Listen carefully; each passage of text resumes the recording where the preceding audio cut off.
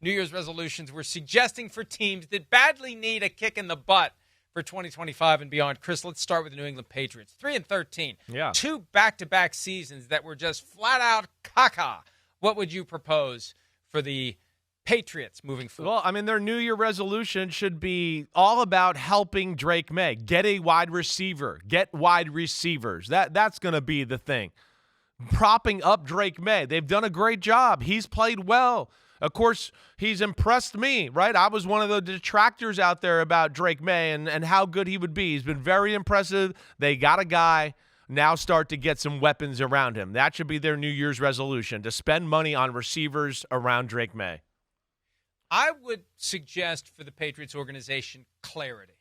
And clarity, I mean, from the standpoint of what their plan really is. I still don't get the sense Gerard Mayo's safe. And, Devin McCourty was on the other day. He's been around that team. There's guys on the coaching staff that don't get the impression that they're safe. Like, if he's safe, tell him he's safe. If he's not, fire him on Sunday. But we need clarity from the New England Patriots as to what this post-Belichick plan is. We always knew there was going to be a time when Tom Brady was gone and Bill Belichick was gone. And it's long shadows for whoever is there to fill those spots. What is your vision? Because it feels right now they don't have one that is a big picture program. It's almost just like, let's get through these 5 years post Brady and Belichick, and then we'll figure out what we're going to be and who we're going to be and how we're going to rebuild this. I just would aspire to more clarity if I was the Patriots right now, starting with what is the commitment or not to Gerard Mayo. Yeah, I understand that there. And it does seem like there's a lot of talk there as far as Gerard Mayo.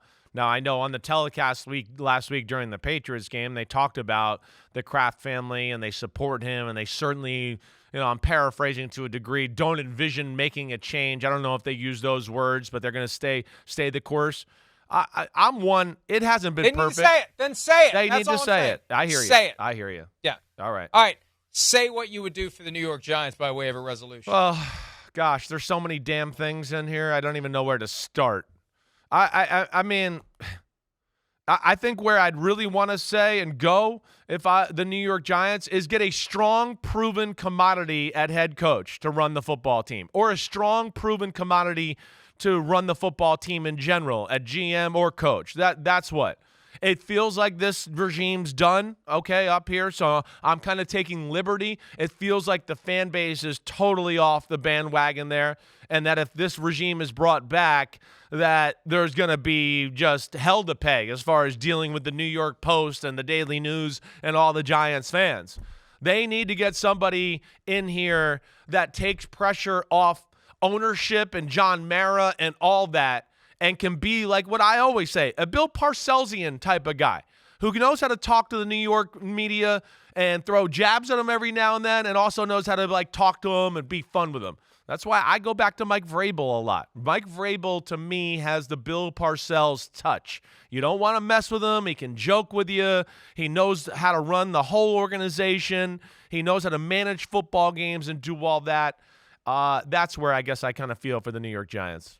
There's been a sense lately that Brian Daboll, the head coach, would be out. Joe Shane, the GM, would stay. I know, I've heard it too. You're sensing more of a clean sweep. Is that what? I mean, that's what I don't know where. I don't have any inside info here, but I feel like that would be the smart thing to do. If they're going to do it, you do it. You get rid of it, like for all the reasons you've always talked about. But nothing has been all that impressive with the Giants. And yeah, there's a push up here. And I think it's just behind Joe Shane's people behind the scenes of, well, look at all the rookies that are playing on the team. See, he's done pretty good. But my answer to that is, well, your team's not that good if we got that many rookies playing that we got to depend on, and there's nothing that good or a rookie that we're all like, oh my gosh, wow, other than Malik Neighbors. So that's where there's a little bit of that going on up here in that conversation. Well, and the other reality, too, is the New York Jets have hit the reset button. So I just think it's a hard contrast to stay the course for the Giants if the Jets have cleaned out coach and GM. So let's finish with the Jets. What's your New Year's resolution for them? What was yours for the Giants? You weren't going to have one there? Well, I'm trying to get onto the Jets because nobody gives a shit what I think about the Giants. I know I don't, but I would say beef up both lines because the only time the Giants have been good this century has been when they have a great offensive line and defensive line. And they have Dexter Lawrence, and beyond that, they can't create the kind of stuff that you need for your offense to operate. They need to make good use of their draft picks for offensive linemen. So I don't care what receiver you have or this, that, other thing. What's your offensive line? And it's not good enough. And your defensive line across the board isn't good enough, and that's what I would focus on. Whoever's there. Jets, what do you have?